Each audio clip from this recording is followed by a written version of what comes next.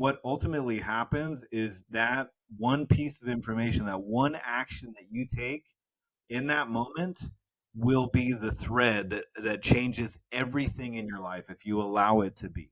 Because I believe it's like that walk of faith, right? You take that first step and the ground emerges and appears as you take that step. And so if you have any trepidation, you have any fear, you have whatever it is to make some sort of a change or to reach out to somebody, just know that's natural and step into it and do it anyway. Feel the fear and do it anyway. Do it anyway. So that I will put everything, your free gift, your links and how people can follow you. I will put everything in there so they can check your work out. It's again, I'm really happy that we had this conversation. Welcome to the How to Heart Show, helping men reconnect to the heart and empower others as the leaders they were born to be. I'm Vincent. My mission is to help you speak your truth, own your authenticity, and step into your power. The world needs the raw and authentic man right now. Join us if you're ready to make a change.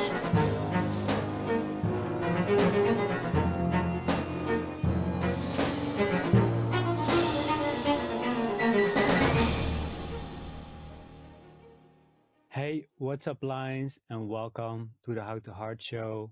Health. Health is so important, and I saw it really in my own journey how health can create benefits for your health, for your life, but also to be really in good condition. And recently I've learned a lot about the world and also how we've been poisoned with through the air, through the food and through the water. So I wanted to bring an expert more detailed about it. And this is going to be a really cool interview because I'm here with an ex artist from The Simpsons, and I'm really curious how he made from there to a turning point and be a health coach. So I'm really excited for this talk, and it's something that you don't hear from many people that they're in the industry, a top industry, and make a change from a life coach. So I'm really happy that Ted Hanik is here and have a conversation with me about the health benefits and what you can do about it, and maybe go a bit deeper into the rabbit hole. So Ted, welcome to the show. Thank you so much, Vincent. Pleasure to be here. Yeah, and it's an interesting story for my own conscious evolution in terms of working on a show that big. All the things I learned, even just in getting on that show, in terms of just becoming an artist and the inquiry that an artistic journey will bring the brain, right? Is just learning to see the world in a different way. And I've learned a lot in my path, and I feel very lucky in a lot of ways that certain things were revealed to me at different points in my life, and I was curious enough to grab hold of them and done my best to share good information and help people out. So I'm happy to share with you, like maybe kind of how I got on The Simpsons and maybe my experience there. Is that where you like to start? Yeah, just share in a nutshell who you are and how you got started with The Simpsons and also your passion for animation and drawing. Yeah, so I grew up a kid of the 70s and 80s, so I'm 50 years old. So I grew up watching a lot of Saturday morning cartoons, and I grew up in Southern California, so LA was really in my backyard. And I loved all the things of the 80s, right? Like Indiana Jones, that was a huge influence on me. Spielberg and Lucas and Star Wars and Back to the Future, Robert Zemeckis. I was like obsessed with all that Hollywood technology and like how did they do all those special effects. And I was that kid that was in my room trying to figure out how to make like stop motion animation and how to make some visual effects just basically on my own. Really into drawing, and then I got really into just the art of animation. I love the rough gestural drawing of feature level animation like Glenn Keane and all the classical Disney movies.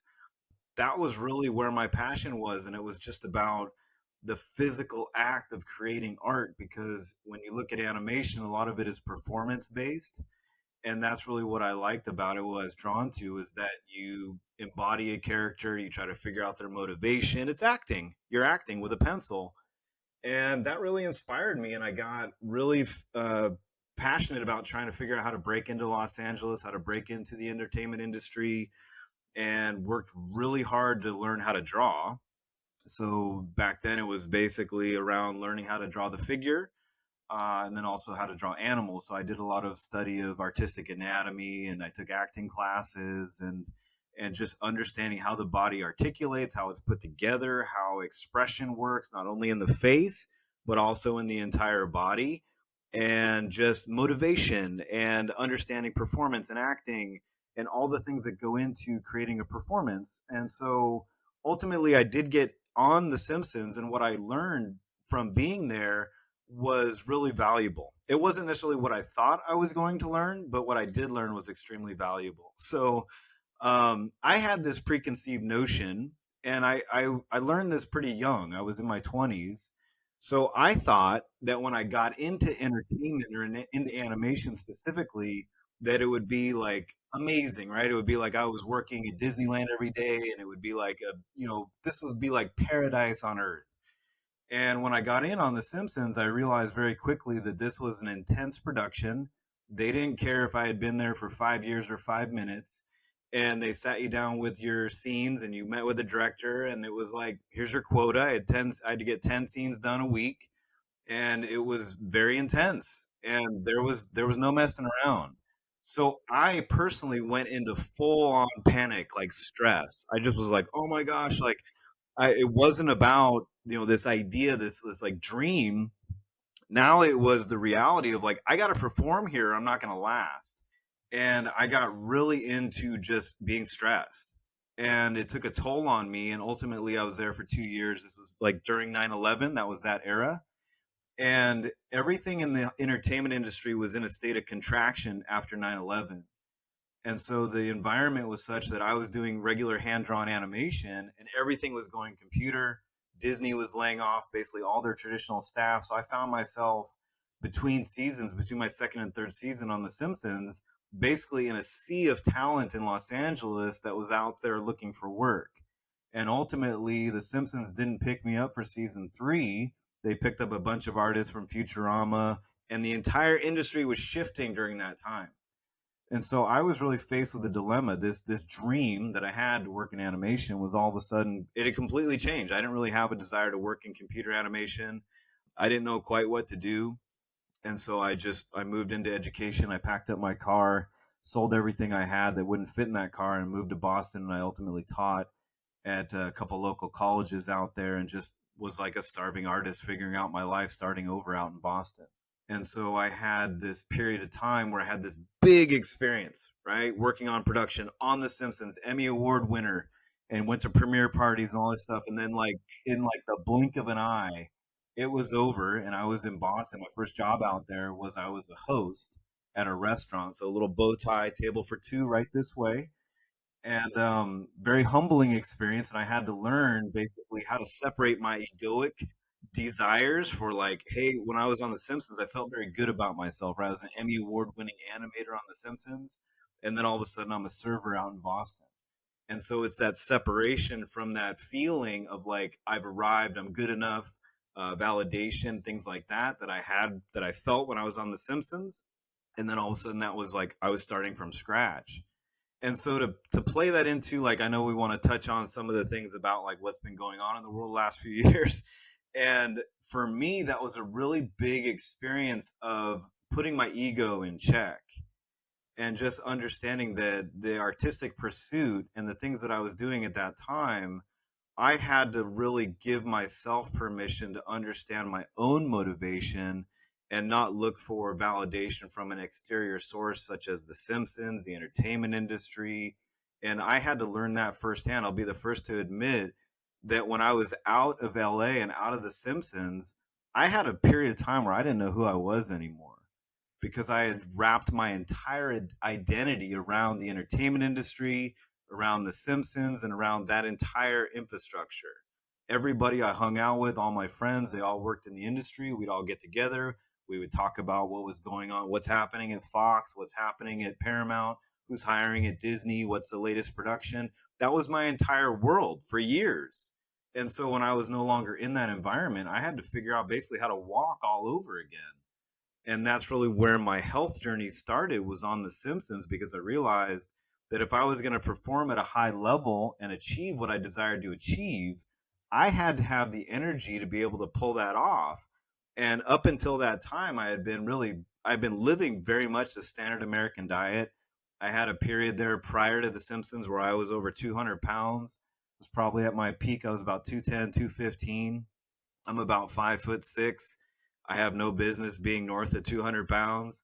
So prior to getting on The Simpsons, I started to dabble with my health and started to like bring my overall weight down.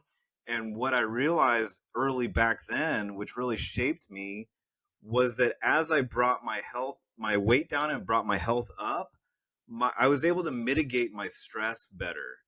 And that really was an interesting offshoot to me to be able to understand that by navigating what I put in my body or on my body, I could actually influence my biology. And that was a really interesting offshoot of that. And that set me on the path to be curious about how to ultimately optimize and be living a more abundant life and be more selective instead of just like what I see a lot of people do, especially in the last couple of years, they're like reflexive. They're like they see something on television or they're driving through town and they're like, "Oh, I'm hungry. I'll get a burger or whatever." And like, everything is just sort of automation. They're just not really thinking about how that impacts them.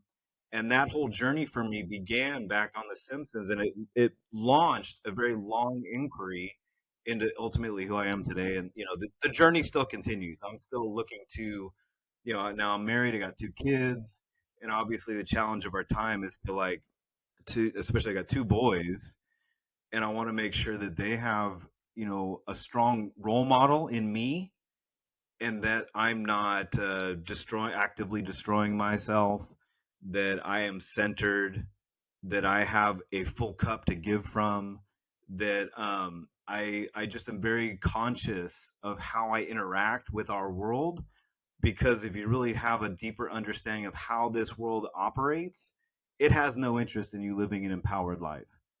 And so for me, I've had to really disconnect myself from it and understand that ego, wanting to weigh, measure, understand, suffer a bit, and to distance myself from that and really realize that we all collectively deserve to take a deep breath, and that comes from just centering ourselves, taking our health back, and just making some simple things, like simple selective things, that really lower our stress and then be able to navigate this crazy world. I mean, we all have to do our part. That's really the way I look at it. You can't just like kick the can down the road and go, well, somebody else will handle it, and you have to be the one to be like, well, maybe it's time I filter my water. Maybe it's time that I look at like how I best can do a little bit of simple detoxification. Maybe I can do some things to move my body more effectively. I can shed some of this extra weight. I can drop to the ground, and how many push-ups can I do? Can I move to a more whole food plant-based diet and just start to raise the energy and help other people to do the same thing. So long answer, I know, but it all started basically back on The Simpsons.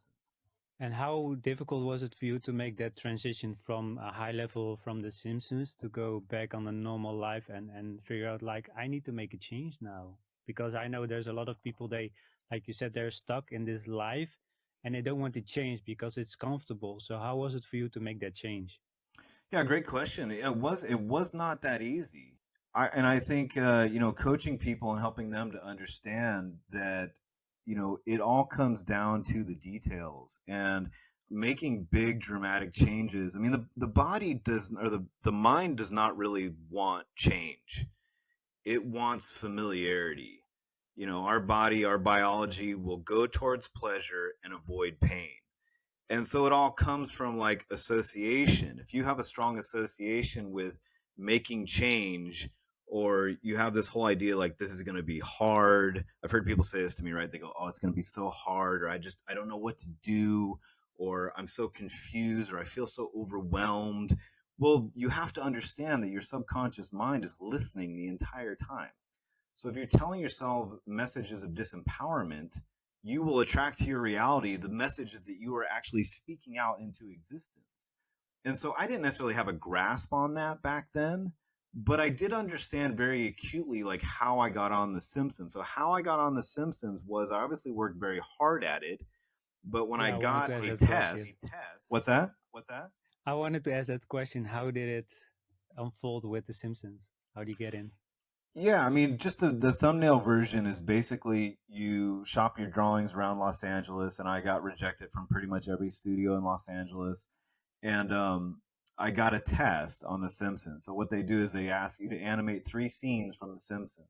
And so based on that, that is your, they see if you can actually perform the task of doing the job.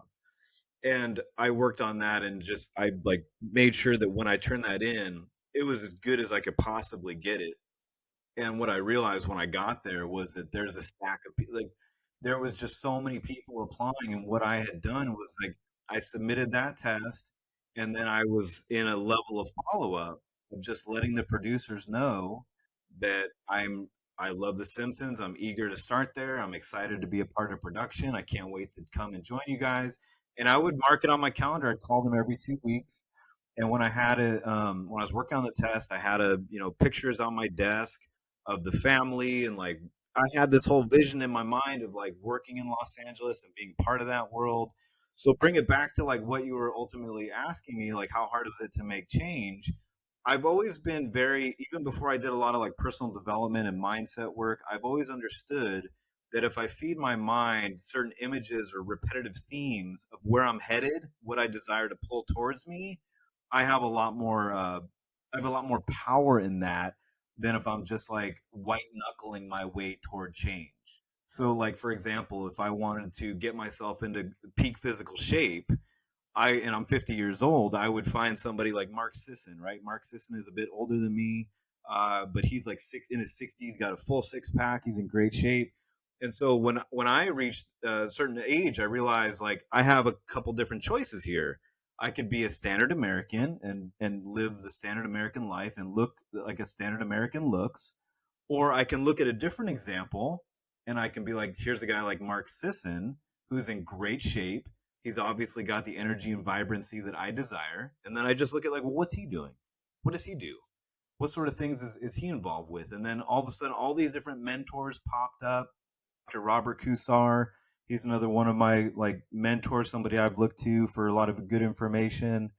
Just I can name off lots of different people that all of a sudden, when the student is ready, the teacher appears. I'm sure you've heard that before. So you start learning like about a little bit about maybe detox.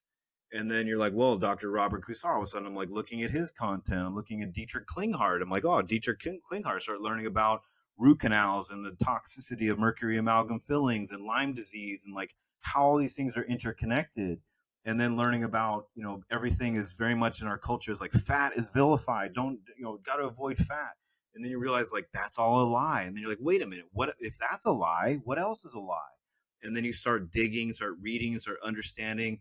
And then when you have a certain facility and you've gone a certain distance, you get some early wins. At least this is what happened with me. I got some early wins. My energy level improved. My strength improved. I started feeling like, man, I'm in my 40s. I'm in my 50s. I still feel like awesome. Wake up, got plenty of energy to play with my kids, do whatever I want to do.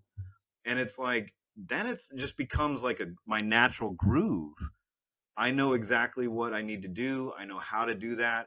And when I'm helping other people, it's like, let's cast the vision so that the pleasure of you living that new existence is much more broad and more powerful than the pull of keeping you stuck.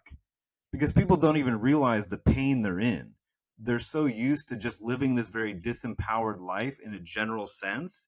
And they're just like, oh, my back hurts or I got a headache. And then it's like, I'm just popping a pill and I'm looking for immediate remedy for my pain instead of allowing the pain teacher in and being like, why the pain? And then start to understand like it's you have to become your own teacher, your own doctor. Break out a book and start to learn a few things. That's what I've done. I think a lot of people in our culture, and it's nobody's fault, it's like how this culture is designed. It's always like look to the authority figure. Look to them like, okay, what do I do? Right? It's like you take your car into the shop and you're obviously looking for them to give you a diagnosis, what's wrong with my car and how do I fix it. And if you were to like tinker and like break out a book and start learning how to work on a car, nobody would be like, Ted, you should probably leave that to the experts. You know, they'd be like, oh, it's cool. You like to tinker and like to work with cars. Well, if I start to tinker and start to learn about health and wellness and go like, well, I'm learning about detox, I'm learning about the toxicity of mercury amalgam fillings, I'm learning about what the TV says about the injection everybody wants to take and how I'm covering up my face. And I go, well, I got some conflicting ideas from other people that I think have a lot of validity. People are like, you're a nut, you're crazy, right? And I'm like, well, I've tinkered with my own health, and I know that the standard American diet, because I did that for 25, 26 years, and my quote unquote alternative way of living has yielded way better results. I mean, it's like, look, to me, it's like, I'm going to share with you, if I went out for an amazing dinner and I said, hey, this dinner I went out for, the service was impeccable, the meal was excellent. Every part of it was just phenomenal. I had this amazing experience. I'd want to tell my friends and family, I'd be like, you got to check this place out.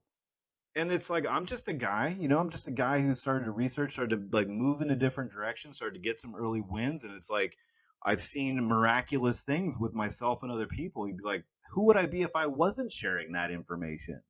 And I think it's like I said, it's all of our charge or all of our callings to do the work and start to, can you adopt a new way of doing things? And like, if it's tough, so let's do it for 2 weeks, 3 weeks, and remove like one thing. Where I started, and I'll wrap up this answer. Where I started was I started just looking at my house, because it's not that hard to be like, okay, maybe I'm using the perhaps toxic deodorant, but I'll tell you what, like when that runs out, let's go get a natural alternative. If you're using a toothpaste that is no good, you can either decide to, like, it's out of here, or you can run its course and then replace it. Go to your laundry room. Like, start with your environment and like change out your environment. Start to look at some of the really simple things like your water. Are you filtering your water? Are you drinking any water? I mean, a lot of people don't even hardly drink water. It's like you just have to bring yourself back to the basics. And you tell me, after, if you commit for, let's say, 30, 60, 90 days, I'll tell you what, if you effectively like make that commitment, cast a vision for yourself and step into it, you'll never look back. Guaranteed. Yeah, for me it was the same. I struggled a lot with my health and I was always tired and I was always wondering why. And once I went to the doctor, it's like, oh, you need some medication because you have a chronic fatigue. So I did that, but later I discovered like maybe it's my food, maybe it's the way I think, maybe I'm stressed too much, or the food that I'm consuming. I wasn't really like a candy eater or whatever, but I knew there was something wrong. And then I learned it was really my body was just fighting me because I was not taking care of myself. I was not healing myself from my traumas. I wasn't taking care as I should be with water or with exercise. So my body was just, yeah, storing a lot of acid and was just not, I was not functioning. But Yeah, then I discovered that there's also different ways for me to heal myself. Also, I'm highly sensitive. I'm an empath. So I consume or I feel a lot of emotions from other people. So I can also be tired from that. But nobody tells me that. I had to go and learn, like you said, I had to discover, I had to go through books, I had to talk with people like, hey, do you have this? What I'm feeling is like, yeah, I have this too, and I did this.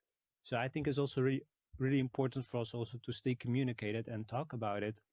And before we're 100%. gonna go in the good stuff and healing, because I I I always have like a lot of questions, but for me, let's go a bit deeper into the road hole because I really want to ask you about The Simpsons because it's a huge show and there's a lot of speculation, all of that. But how's it with the pre-programming? I've seen there's like programming in shows for people to follow this narrative and then they do it. So there's like, whoa, it's not an intense reaction. So how was it for you? Did you discover that in your journey or how did you unfold with that?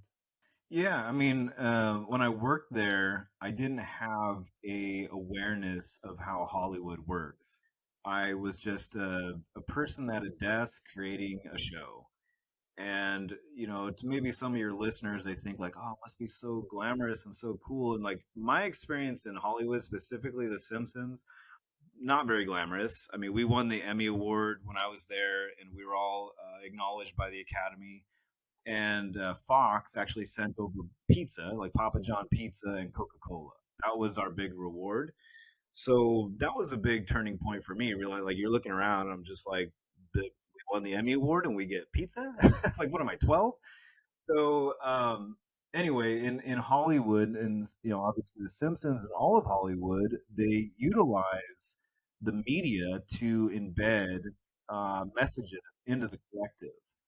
So it's used as a way to bring familiarity. So when a narrative presents itself, that, let's say, contagion or the whole viral theory of disease, they can plant that in the media, 10, 5 years before, in various movies like Will Smith and Contagion, and what is it, Dustin Hoffman in Contagion, and Will Smith in the one where he's in New York all by himself. I'm blanking on the name, but there's, what is it?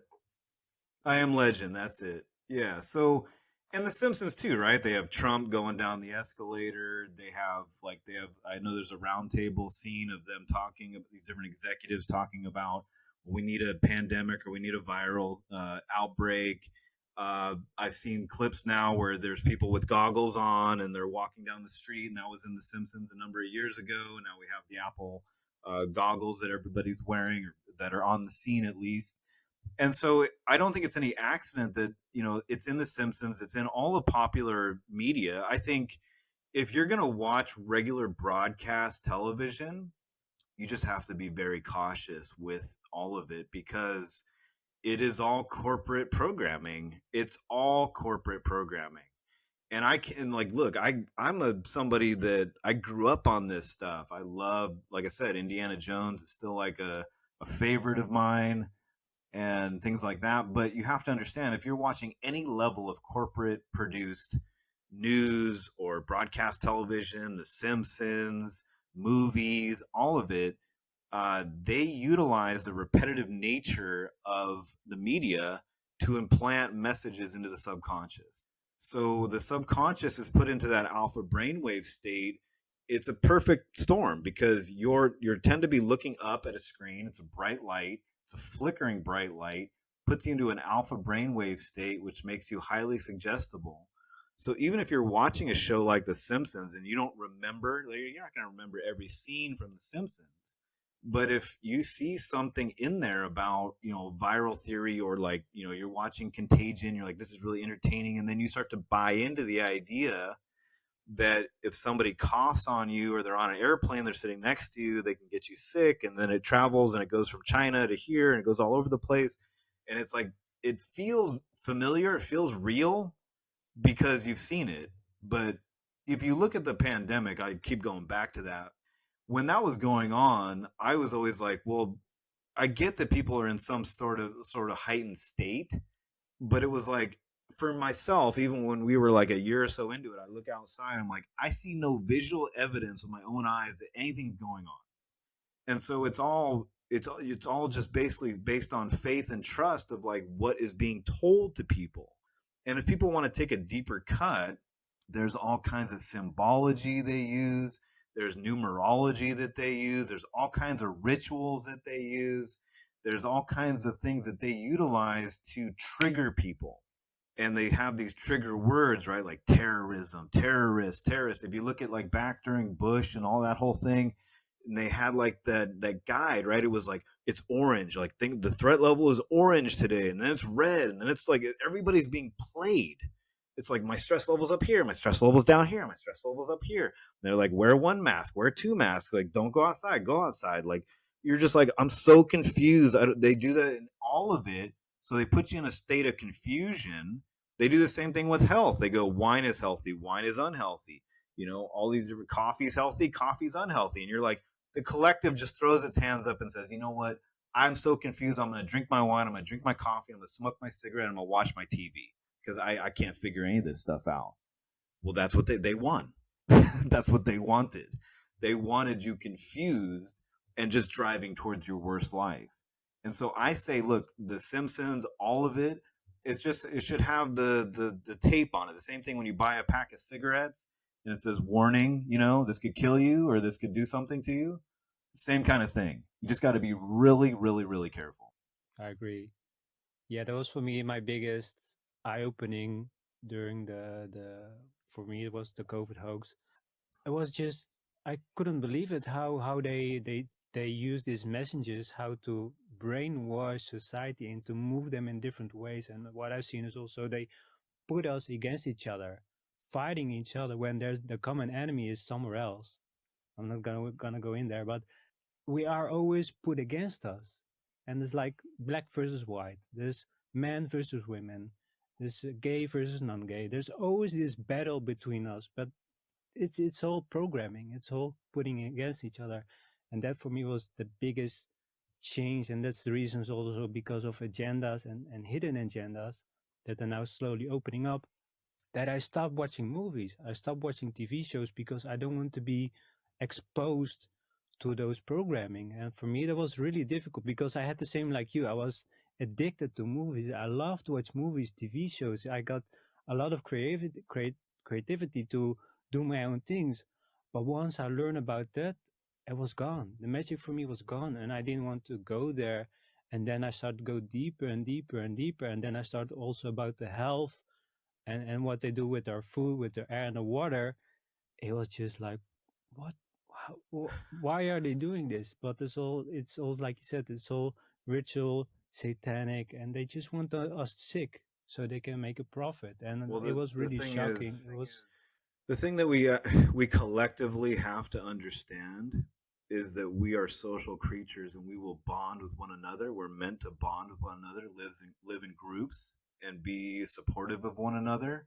So, for example, right now, like we're having this excellent exchange, but in actuality, I'm just sitting in a room. Like I'm just sitting in a room in my house. So, in the absence of actual connection, we will connect with something. And so they're like, hey, here, come on over here. You can connect with this, right? We all have where's my smartphone? We all are just so connected to this thing. We're just so connected. And we're like, it's like, I'm so thankful and grateful that I grew up in a generation where that thing didn't exist. And I was forced to be bored as a kid. Like if I was a kid now, would I still learn how to draw? Would I still have had the experience of working on The Simpsons and all that stuff? Or will that stuff even exist? Like with AI and how that's like, I used to work in media production and motion graphics and video. And I saw a thing last night where it's like you can type into AI and it'll just create like photorealistic videos. And so, what we have to all collectively understand is that these things aren't inherently evil. Like, technology is not inherently evil. It's when it's used for nefarious means, it becomes evil. And so, we have to understand and reconnect with our own humanity. And that comes with just being more conscious and bringing more conscious effort into our day to day lives, and that comes down to everything. It's unfortunate, but I mean, even when you go to the grocery store, did you know if you're not careful, you're supporting like BlackRock, Vanguard, State Street. You're you're giving your energy, which is your currency, your energy to these massive mega corporations. Which I thought we worked to not have massive monopolies, but we do have massive monopolies. So basically, they control it all down to your food. Cisco Foods. How many restaurants get their food from Cisco Foods? Like almost all. It's everything is just like agriculture is these monocrops that we spray with glyphosate. The air is polluted, the water is polluted. Everybody's on a pharmaceutical drug of some sort. There's dispensaries on every corner. You can be high 24/7. You can drink your alcohol. You can watch your TV. You can microwave your food. It's all convenience, right? It's right on the apparatus, right? Convenience. Everybody's after convenience, and we have to realize that convenience doesn't necessarily equate to happiness. It's just something that you have to realize that we are drawn as a species towards connection and being on some path of mastery, learning something, getting really skilled at something, and being able to be of service to other people and being authentic, being your authentic self. It's really important. Yeah, I really like what you said there. That's so important to be your authentic self, and also we've been really been labeled, right? So for me, I was uh like a nice guy, or I had problems learning, or I had this or that. We're always being labeled, and we start to believe in that because we are conditioned to believe that's who we are. But once I learned, like, hey, no, there's more to me than meets the eye, and I didn't even see it. I started to learn, like you said, reading books and learning what's really going on in the world. You start to change the mindset and shift in yourself. But also, you're gonna look at things different. But also, the connection with the people is also gonna change. And I, like you said, that's the most important, really, to stay connected with yourself and with with humanity. I feel like that's the most important for us to go back to yourself and listen what your inner feeling. Because I've I had so many conversations with people, and I wanted to ask you this question: is they always say, "Oh, the Simpsons, they predicted everything. They're so right." I was like, "No, they already knew. Am I right or am I wrong?" Well, I mean, that's we could make the argument about what came first and sort of what's been put into the collective, but um, I think there's some level of I think when you get to a certain point, at least for myself, I start to wonder where is it that we actually live? Like, what is this place? Is it, I mean, this is one of the really good offshoots of the whole pandemic and this whole period of our collective lives. Is for myself, it really brought me closer to God because I didn't really have much of a connection to God prior. And I didn't really give it that much of my attention. But I realized that through my inquiry into, the media and Simpsons and predictive programming and obviously the COVID thing, it was like there's a lot of darkness in this world. And I want to be aligned with the light.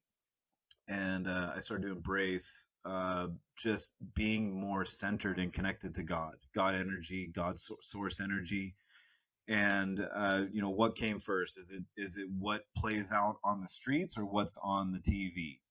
I mean, in actuality, it doesn't necessarily matter. What matters is that collectively, what are we engaged with? And I think that what has ultimately happened in our popular culture and our culture at large, which if you look at the word culture, the first part of it is cult. So everybody has this whole thing like, oh, it's a cult. Everything's, if you do that, it's a cult. Well, human nature is to bond to certain cult think. And so you have to be aligned and understand like what sort of things have you accepted as truth. And so what I started to do is like when somebody would come at me or give me or offer me an alternative way of seeing something or an alternative piece of perhaps how I view history, and maybe that would trigger me. I'd be like, "Oh, what are you talking?" You get all of a sudden like you're all worked up, right? You're like, "What are you talking about?" and all this stuff.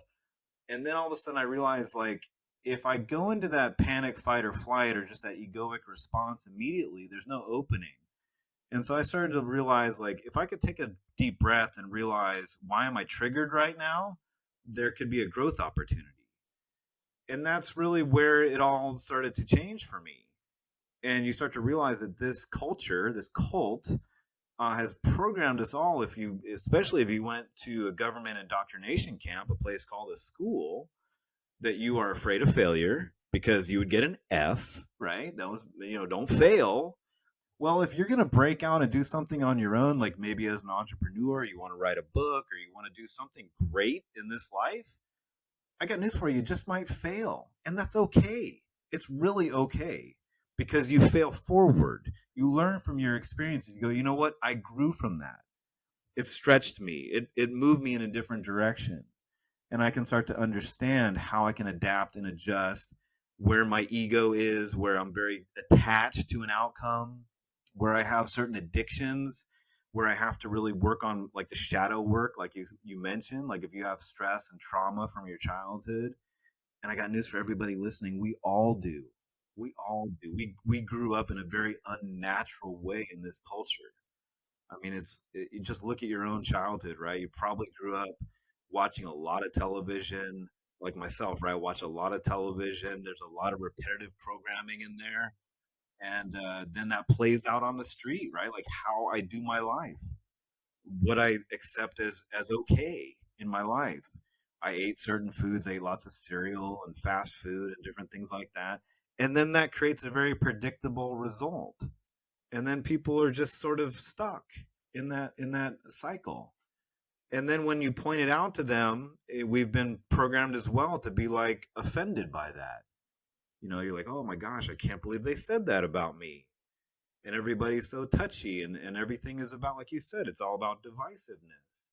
And so it really comes down to just trying to do the work, or not trying, that's not the right way to say it. It's just making a commitment, each of us making a commitment to understand how the simple pieces of how we work, how we operate, because they're playing us. They're manipulating us at every turn.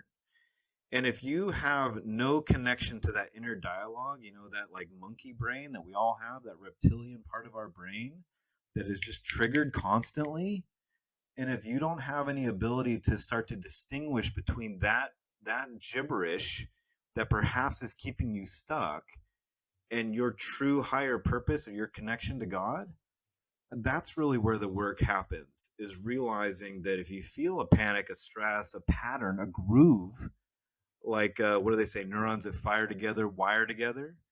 So if you're used to being in some level of chronic stress or overwhelm or anxiety, it becomes addictive, just like it would become addictive to snort a line of coke or do a shot of whiskey when you wake up and get your day started. It's like, hey, I'm used to being in full on panic and stress, and you don't know any other way of being. So it really comes down to, understanding these forces. And like, you'd ask me about the predictive programming and all that stuff. It's like, it looks a lot like beginning to, I know you've seen the movie The Matrix, right? Like that, everybody talks about The Matrix, but there's that moment where Neo, he, Morpheus shows him what the Matrix is, and then he brings it back on the Nebuchadnezzar, and he's like, he can't handle it. His brain can't handle it, and he's like, he's gonna pop, and he throws up, right? And then it's like he has to do the work now to confront that everything that he has been raised to believe is a lie, and that's ultimately that's been my experience, is that you keep cutting the layers of the onion and realizing that if I don't do this work, if I don't make an effort to do this work and release the shackles of this modern world and start to understand my place in, this soul experience in a physical vessel, you just like the time just goes like that, and you're like, I don't even know quite what I'm doing here. I guess I'm just here to pay bills and like, punch a time clock. And so it really comes down to all of us taking that energy back, because I'm a big believer in what I ultimately do will affect you, because energetically there's like a hive mind, a collective consciousness.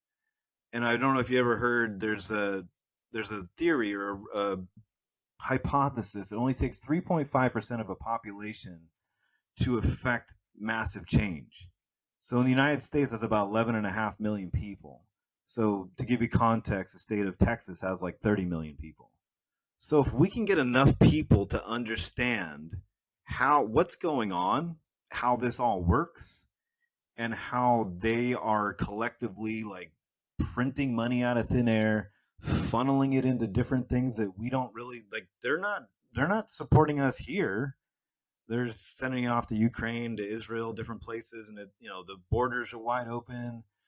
We have to be the ones to start to, like, first of all, power up our minds by disconnecting ourselves from a lot of this mass media, popular culture, the news. It's all very dark. It's all going to drive you towards a predictable pattern. Start to change what you're doing in terms of your input of your diet, and start to raise your frequency, raise your energy, stand in your full power. One of the things that I've been thinking about is, as a father and as somebody who's a conscious father, is that I personally, I I look at the things that I'm going to do, and either I weigh and measure, they either fit into the picture of how I want to conduct my life and how I want my kids to see me conduct my life, or it just doesn't fit. And maybe that's a testament to being 50 years old, a bit older, and just being like, maybe I'm a little bit I don't have time for a lot of frivolous stuff in my life. But I personally feel that that is really important for everybody to do that work, to be like, this doesn't fit in my life anymore. Driving through McDonald's and like eating Chick-fil-A and doing things like this, it just doesn't fit in my life anymore. Waking up and feeling like crap and like just popping on the TV to see what's on the news, it just doesn't work anymore because I'm going to go for a walk. I'm going to read a book. I'm going to listen to something that empowers me and that makes me feel good, and focus on the things that really give value, and that there we bring some moral and ethics and standards and quality back into this world, because I feel like those things are sorely lacking. Yeah, you're spot on. You're totally right. And what I really like is that you see it with yourself, so you make an effort to make a change also for your children and for your grandchildren. So you pass it on. And that's what I really see also with parents. They just doing the same things over and over again, and they're stuck in this trauma, and they possess that to their own children. So their own children are gonna go in traumas, and they're gonna repeat the circle, and they just stuck. And that's also what I've seen with myself. I broke the cyclist. I broke the cyclist of being stuck in the trauma. So I will not repeat that if I have children in the future. So that's yeah. Really want to say that's beautiful what you said, and It's I awesome. want to go make the jump to what can people do, because you explained really some powerful stuff. But what can people do, because they can make a change about the diet, they can make a change about the sleep, about the water. So what was for you the most crucial parts in your life to make the change, and that you can tell the audience like start there, start look there. Yeah, I think it's really what's a really simple thing you could do. Obviously, I'm big on water, so if you can, invest a few dollars, I have a solution that runs anywhere between 500 to 5,000 if you really want to you know, go for the gusto and get molecular hydrogen rich drinking water, which is life changing. But at least clean water, which would be about a $500 to $700 investment. I'm huge on a functional medicine detox. So I've taken a number of clients through a functional medicine detox, which is a liver detox. So unfortunately, the major thing to realize is that they're poisoning us. Like, I don't know how else to put it. I mean, look up in the sky. I mean, they're spraying us like bugs. All the glyphosate and all the petrochemicals that they use on the produce, they use it as a desiccant. So they use it to dry out all the grains so that they can basically harvest more than once in a season. So they'll grow it, they spray it all with the glyphosate to dry it all out, they cut it all down, they do it all over again. And that goes in, and only part of it goes into the plant, it goes into the air, it goes into the water, it goes everywhere. So I'm a big proponent on people be focused on detox. Detox is huge. So functional medicine detox, if you're not familiar with that, you guys can just reach out to me, or I can leave you the details on how people can accomplish that. They can do a 7, 14, or 21-day detox, and it really helps the liver, which is your master filter. It helps it to mobilize and excrete toxins. And so I've seen people that were like living a very, pretty standard life, standard American diet life, and they adopt the detox program, and inside of like 7 days to 21 days, whatever level of commitment they decide to jump in on, they drop weight, their energy comes up, they feel way better. I mean, pair that with maybe some lymphatic massage, like a dry brush. I mean, a dry brush would cost you like $20, and you can wake up in the morning and start like massaging your skin, move it towards the heart just to get the lymph moving, because we're all very static. Like I'm sitting here right now, right? So I'm sitting, everything is compressed, my breathing is compressed. You got to like open up the chest, take some deep breaths, walk, go for a walk. I'm like get 10,000, get your 10,000 steps a day. It's like the simple stuff. It's like this is not stuff that you got to hire some multi-thousand-dollar guru for. I'm telling you to drink water, maybe invest in a detox protocol, get a dry brush or a rebounder, jump up and down, get your lymphatic system moving. What other simple things could you do? Coffee enema. You can get a coffee enema kit for probably 20 or $30. Get some good shade grown organic coffee. Learn about coffee enemas. Great way to detox your body, cleanse the blood, cleanse the liver. Really help to slough off any fecal matter you have on your lower colon. And if anybody out there listening is like, oh my God, coffee enema, that's crazy. Like, trust me, that alone would change a dramatic piece of how you experience your life. Because most people don't realize that they're toxic. They got all this cake. If you've eaten the standard American diet, you're gummed up. Like your body is gummed up. And so you need a way to clean that out. and you need, like a zeolite, some binders. You need, like, to get deeper into detox is a very, deep subject. But functional medicine detox, rebounding, coffee enema, water, focus on your diet, move away from the standard American diet. I'm not against like fats, but you got to look at like the right fats. Most people are eating all the seed oils and all the inflammatory stuff. You got to remove all that stuff, and just keep it as simple as possible. Start where you are. Like I mentioned earlier, start with your environment. Take a look at your home and start changing out your products, and then like start adding. That's what I did. I just started adding, like, okay, I'm gonna do this instead of that. Just substitute. And you'll see when you start getting some early wins, it just becomes easier and easier and easier to add to what you're ultimately doing. And then after you've done it for a period of, like, let's say a month or 2 months, you won't even think about it anymore. Just be part of who you are. Yeah, that's also your own programming. You have to reprogram what you've learned and program a new system into your lifestyle that also want to take at sugar, remove the sugar. Also for your children, For sure. remove that caffeine, all the things that they tell you that's good is not good because there's something inside the food that's making you sick, that's making you not feel well because they overload you with so much toxins that your body's just like you said you're gonna be so overswollen and inside you're gonna be so inflammation that that your body cannot handle it and you're Yeah. just gonna get sick and it's like you said if you're not detoxing yourself or it's gonna be stuck in your liver you're gonna feel awful because what people don't realize is everything in your body is connected. So if you don't take good care of your liver or your kidneys, whatever, it's gonna malfunction and it's gonna take problems in your neck or your head. We're all connected. So you need, what I want to add is that you take also good care of what you consume. Also be mindful what's on the label. Do some digging, do some research. What is this? What is this stuff? And it's gonna help you a lot because then you're gonna read the labels like this is not good for me. You put it back. And also with the frog, you have like this products with the green frog. Avoid it because they say they know it's toxic and they think like, well, we tell you right, they have a toxic frog, so you know it's poison, but we don't know. That's how they do it and that's how they get away with it. So you need to be careful, also be mindful what you eat and what you do because you need to do it because we think we just what we eat is good for us, but it's the other way around. And I'm really glad that you put a note on that and tell us this because it starts with yourself. They're not gonna change. They're not gonna make your food better. You have to start with yourself. You need to look Yeah. at yourself like, what can I do to make my life better? Go for a walk, or even though you're not in the mood, just do it anyway. You're gonna feel better. So yeah, Ted, I'm really happy that you brought this up. And is there maybe something else that you want to add? No, I think what you said there was really pertinent. I mean, it's really important. I know, like, even when I go to the grocery store now, and you walk around and you're just like, it can be like overwhelming. You're like, oh my gosh, because there's so much stuff that's just so manipulated. And they're like, I can't eat any of this. And it's like, and then you try to make the right choice and you go over to the produce and you're like, what did they do to this? And you have to realize that, like, all of this stuff, like, stress is like the ultimate thing that you have to work to lower your stress.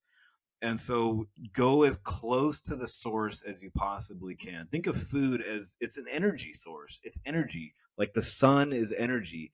And then we have healthy soil and the plants grow. They absorb that energy from the sun and from the soil. Your gut is like a soil. And so you want to be part of this life system.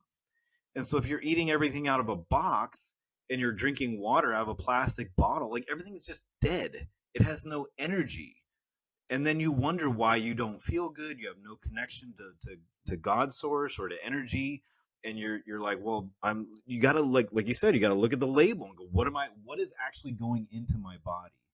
And if you look at industry, they have what's called grass, which is generally recognized as safe, and so they'll basically put it out in the environment and say, hey, you buy it, and, like, let's see what happens. So Yeah, you got and to do test your it. best to, like, I mean, even like growing microgreens. You can source heirloom seeds, grow some seeds at home. Look into sea moss, look into fermenting, look into making some of your own kimchi or sauerkraut. Very easy to do and extremely healthy. So I know it can be overwhelming, but one of the things my coach tells me, because he asks a lot of times when we have, like, in-person event or whatever, he says like, "Hey Ted, do you get overwhelmed?" And the trigger is like, "No, I do not get overwhelmed." You got to remember, overwhelm is a choice. If you're like, "I'm so overwhelmed," like you are telling yourself you're overwhelmed. You got to breathe through that and tell yourself a better mantra. I do not get overwhelmed, because that's just a concept. Overwhelm is a concept. Just remember, stress. We collectively are addicted to stress. If you're not careful, you're addicted to stress, myself included. So breathe, like, right? Breathe through the nose. Let it go. Just like you got to be able to realize that stress is coming. Here it is. Let it go. Make a better choice and realize you got the power to do what is in your heart and step into it. Own it. Own your greatness. That's what it's all about. You're here for a reason. You got to own it. And I hope that inspires you. It's me every day, man. I got to wake up, take a deep breath, and go, let's get it. Let's do it. And I got to have a full cup to do all the things I got to do. So to me, it's there is no cheat day when you're committed, and that's really what it comes down to. Be committed. Yeah, and that's also what I tell myself. I have to do it. I have to make the change. Nobody's gonna do it. Nobody's gonna hand it over like here, a magic pill, and you're gonna be it's gone. No, you also have always need to protect yourself, not just with the food, but also mentally, energetically protect yourself because they're taking you from all ways of sides. Also with 5G and all of that, they taking you, making you sick from every single way. So you need to protect yourself and look for things that fit you. Maybe Ted will say this to you, but it doesn't really resonate with you. That's fine. You don't have to take everything what we say, but at least figure out for yourself what works for you. And what I really like is with the food. I saw a picture with food that they didn't like cook, and when you eat it raw, it has more energy when you cook it. Also, when you see meat, it's dark. It's not giving you energy. Yeah. So that was for me also the research that I did, and it's way bigger than we think, but they don't tell us because then you're in a box and you just do the things that we normally Well, do. you could even go deeper and think about, like, let's say if you're going to eat food that's from a big like agribusiness development, that animal, let's say, lived in its own feces, was very stressed out, not healthy, full of antibiotics, living a very unnatural life. If you want to think about it from an energetic standpoint, and this is just something I'll posit for people to think about, what sort of energy are you absorbing when you slaughter and eat that animal, as opposed to how our ancestors ate, where that animal would be raised on pasture, it would be part of the family basically, and there would be a time when it came time to slaughter that animal. It was done hopefully in a very rapid and humane way, and then it would be ingested, and every part of the animal would be utilized. So what makes more sense, and what do we deserve to go back to? So if you're able to look in your local area and find people that are doing it the right way and support them with your money, go seek out raw milk and go seek out, like, maybe there's some cattle or something like that in your area that you can actually purchase. I mean, I'm not talking about the full animal. Like, you can go in with somebody and buy like a half a cow or a quarter cow, and much more economical and helpful way to go about it. Yeah, I agree. There's a lot of bio industries or like the farmers, the bio farmers or whatever. Just go to your local store. You don't have to go to these big corporations. Look around you. Sometimes you have really good stuff near you. Yeah. And that's also what I've seen with myself. You have really good things, but you have to make an effort. You have to look for it. You have to get out of your chair, get out of your sofa and stop watching Netflix and do something with your life and do something with it. Because like that said, you have a potential, you're here for a reason. Do something with it. So that's excellent what you said. So Ted, I have two more questions for you and then we're gonna wrap it up. Okay. So what is Ted most proud of? Oh gosh. Well, I mean, easy answer. That's my family, my wife, my two boys. All the other things that I do in my life. I don't want to be egoic about what I've accomplished or whatnot. I mean, obviously, I want my life work to be something I have some pride in. But when I look at my family, I look at my kids, and I'm well aware of what's going on in the world. So at times that can be a heavy burden because they're very young. They're 6.5 and almost 4. So, I live with a lot of pride for, I grew up when I was in my 20s and 30s and things like that. Like, I did not have any desire to have a family. I was very selfish and I thought I'd spend all my time in the gym and I didn't want to settle down. And so I really give a lot of credit to my wife, a very patient woman to be married to me. And I've been very blessed. I got an amazing, amazing family and my kids are just so awesome. And I can't imagine doing this life without my family. And this is really what my calling is, to just be my very best, the best that I can be, because I don't know, this world is just a crazy place to navigate at times, and I just want my kids to see that, like, we homeschool them. We do our best to give them a holistic and wholesome place to grow up, and that to me is that's my legacy, and I don't take that lightly.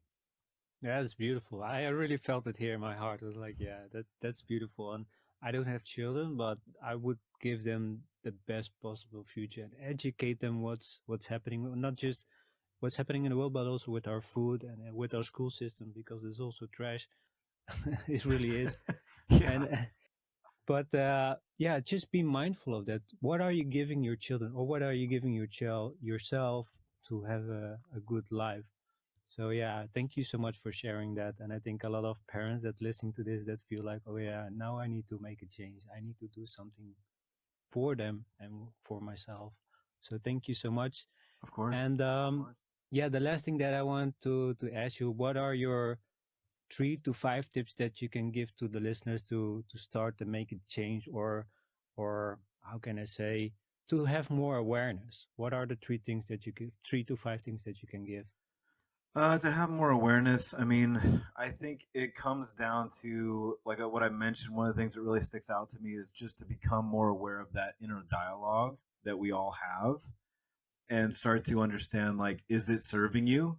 Is it a positive message that you're receiving, or is it negative? And how much? Do an audit, like, audit how much of that is actually serving you, and maybe it's idle chit chat or chatter, or it's maybe negative, or it's pointing the finger. It's like, well, I'm not where I want to be because of this person or that person.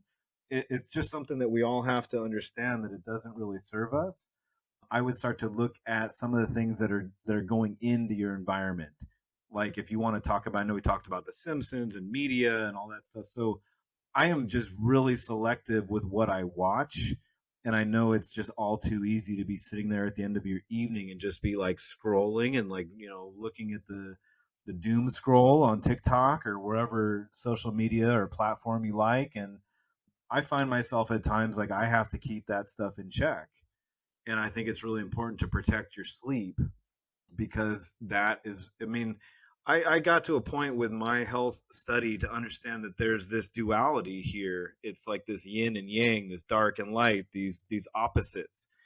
And so, as much as we want to, like, hit things hard in our culture and really be that very yang energy, that go go go, we definitely need the yin as well. So that comes down to, like, being, take some time, and if you can, like, go get a massage once a month, or go see a chiropractor, go to a float tank, go sit in a sauna, do anything you can to just bring more energy back into the body, and realize that all these things take energy. Your life takes energy. And so if you can give the body more energy by sleeping deeper, which is basically getting that blue light out of your face before you go to bed, I mean, that's really, really important. So I am very protective over my sleep. Do everything you can to, like, disconnect the Wi-Fi, get the phone and the laptop and all that stuff, like, out of your bedroom. Go walk outside barefoot, or maybe have, like, a grounding mat that you sleep on so you can get some of the negative ions. And it's a whole picture. I mean, like, we talked earlier about, like, what are some simple tactics, and you start to understand that it's like, it's not like there's no silver bullet to, like, getting your life back on track. And it's like, you definitely don't want to be. It's sort of like a prepper, right?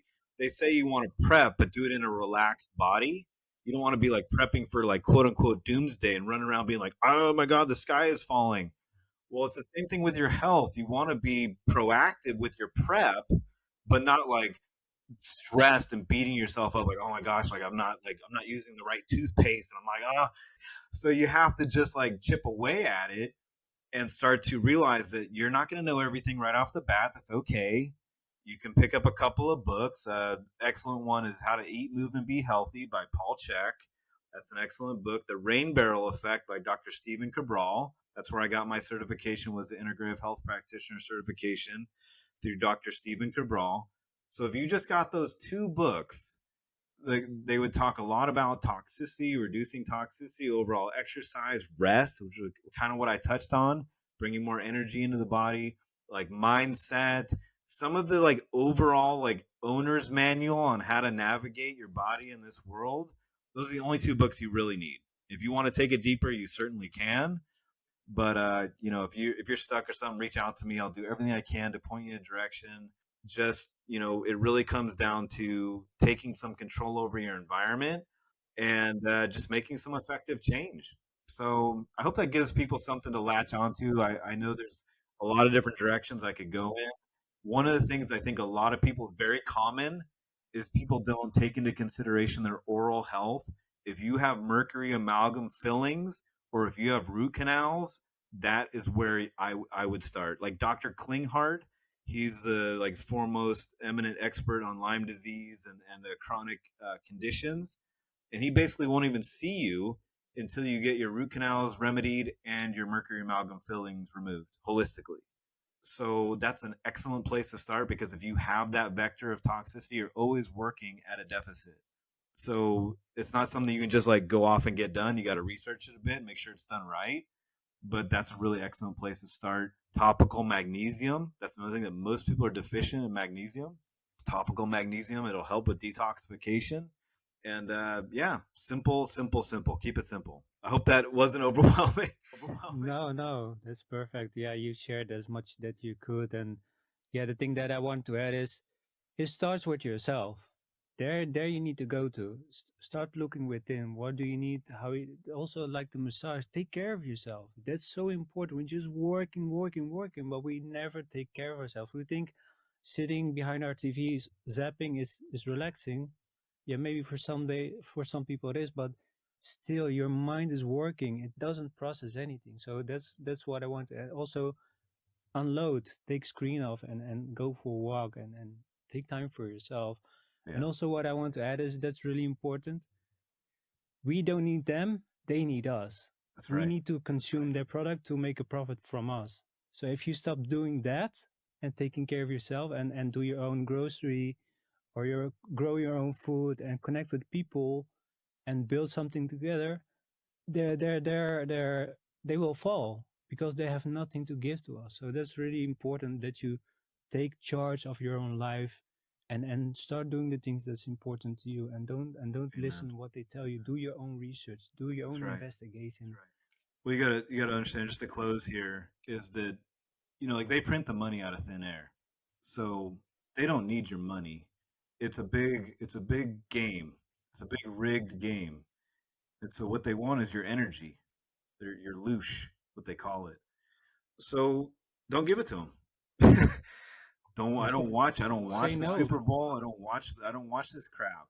It's all basically scripted. It's all to capture and siphon off your energy. All the That's food, how they all feed. it's all they feed. They feed, and they love stress and anxiety and overwhelm. All the lower states of being. That's where all the parasites and parasitical infections love all the stress, overwhelm, anxiety, and you have to start to become. Is it all interconnected? The parasitical infections, the agenda, the dark, nefarious darkness, all the different things. So it's like go towards the light, go towards that divine energy. And it's challenging. I'm not going to lie, it is challenging, but like I said, it is up to each person listening to this to, armor up and realize that, yeah, it may be challenging, but you do the best you can. We require your help in pushing this the other direction.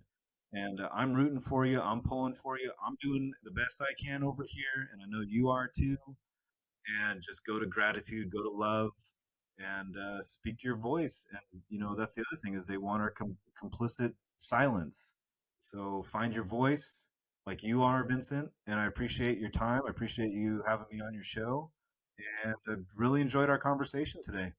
Yeah, me too. It's been an absolute pleasure. I really enjoyed this talk, and it's for me also the first time that I can actually have a conversation about this topic. So I'm really grateful that you open up and share as much as you could. So really want to thank you for that. And also, you have a free gift for the viewers. Yeah, I have a program. It's called mysimpsonstory.com. It's my entire walk into describing, like, if you want a deeper cut of like how I achieved that, and a bit into like hypnosis and putting the audience into alpha brainwave state and how the subconscious mind works and how Hollywood works and all this stuff behind the veil. Yeah, I'll drop a link for you. People can watch the replays for free, and that has a drawing lesson, myself showing like how I drew the Simpsons, and if people want to follow along, there's a radio interview. I was interviewed on the radio back when I lived in Boston. So if anybody has any interest in what I sounded like back then or what I was talking about back then, definitely was not as involved as what we're talking about today. But I'm happy to give that to your listeners. I'll give you the link and enjoy. It's my pleasure. Cool. Yeah. Thank you so much for sharing. I will put everything in the show notes. And again, Ted, thank you so much for your time. Thank you so much for opening up and sharing your value.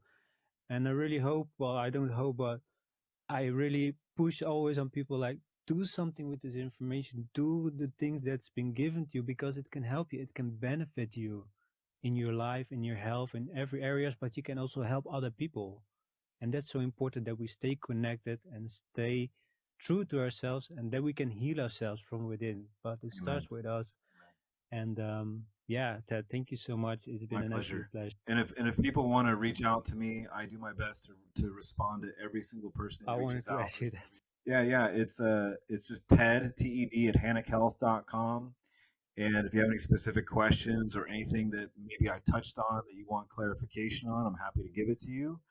And just know that, like, don't have any hesitation about reaching out to me. If you're stuck and you're like, man, I don't know what to do, it literally one piece of information could change the entire trajectory of your life. It's happened for me. And what ultimately happens is that one piece of information, that one action that you take in that moment will be the thread that changes everything in your life if you allow it to be.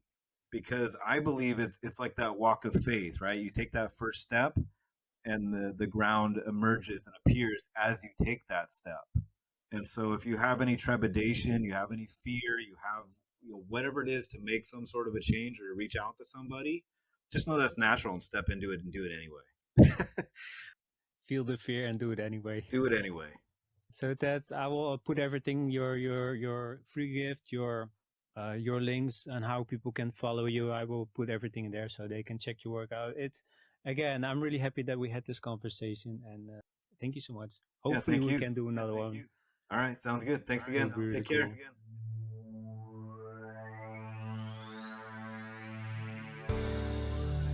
Hey Lions, thank you for listening on this journey with me to reconnect with your heart. If you like the show, please like and drop a 5-star rating. And to help us keep the show going, consider supporting one of our affiliate offers. How do you raise your vibration? For an easy way to raise your vibration and support your health using biofeedback, check out the Healy tool. I'm a rep for it because I believe in frequency healing. Check the show notes for details. See you next time.